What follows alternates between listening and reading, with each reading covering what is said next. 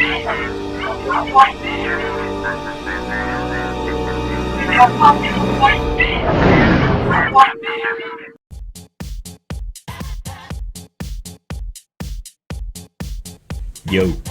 I'm just trying to make pimping my stuff a little bit more fun.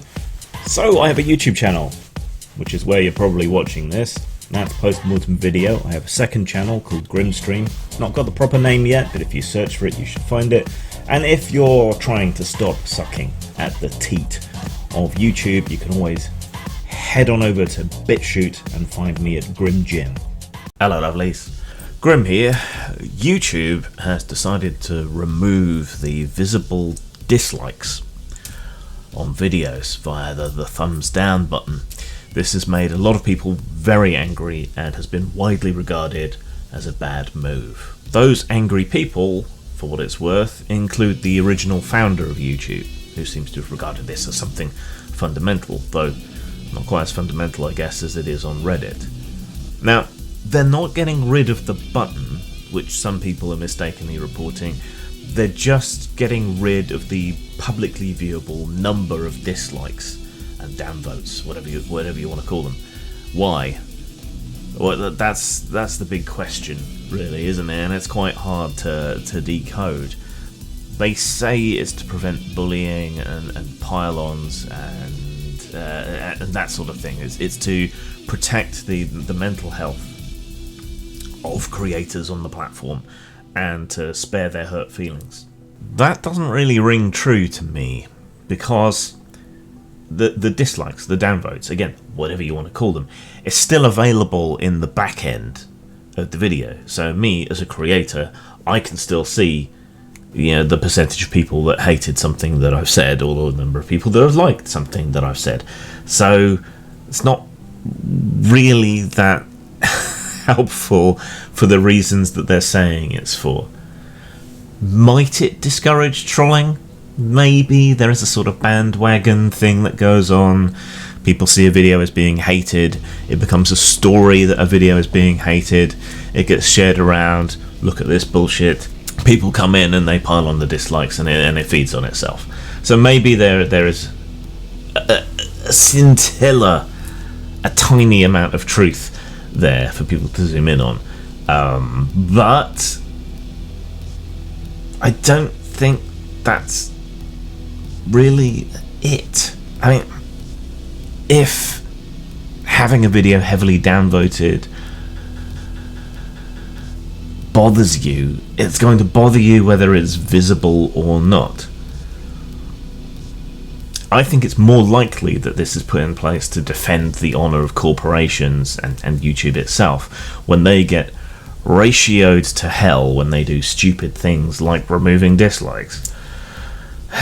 Speaking as a disabled woman of colour, speaking as a YouTube creator, I mean, what drives engagement are four things for the most part: agreement, disagreement, trends, and hardy perennials.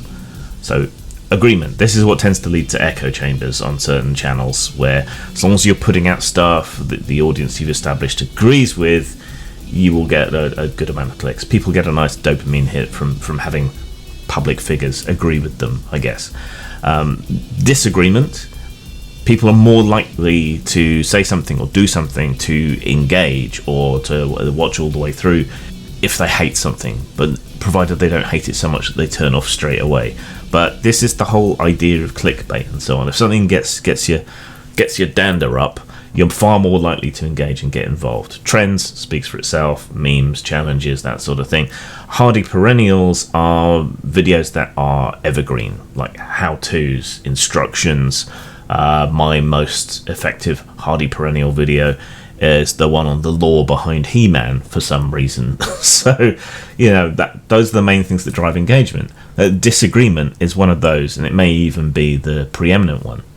I've even used this to my advantage. I have several videos that debunk white supremacist conspiracy theories because they're so galaxy-brained that they're pretty likely to come along, disagree with me, post a long screed in the comments, downvote it, gloat about the number of downvotes, because they don't have even the most basic and fundamental understanding of logic. So that's fun, right? I'm deliberately trying to get people to dislike it and to expose them to an alternative point of view by essentially trolling them. On the other hand, recently I gave my opinion on the Rittenhouse trial. This has made a lot of people very angry and has been widely regarded as a bad move. Do the dislikes, of which I have a lot, do they bother me? No, that's engagement. And the comments disagreeing with me, by and large, that's okay too. That's engagement. Do the unsubscriptions bother me?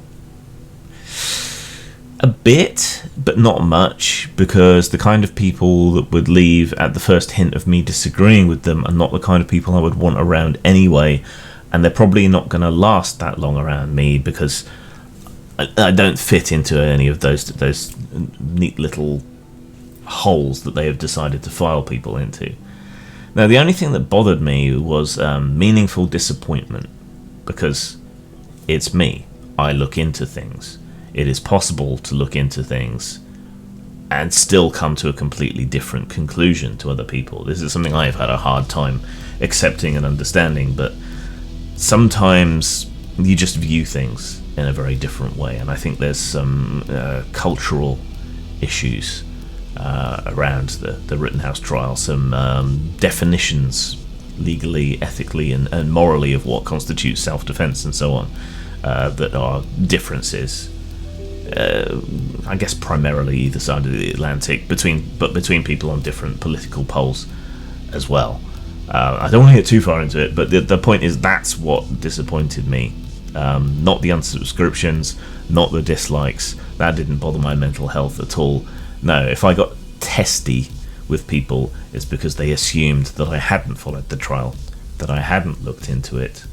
Plus I was testy because I was chafing against the self-censorship that I was engaged in, because I knew people would react badly.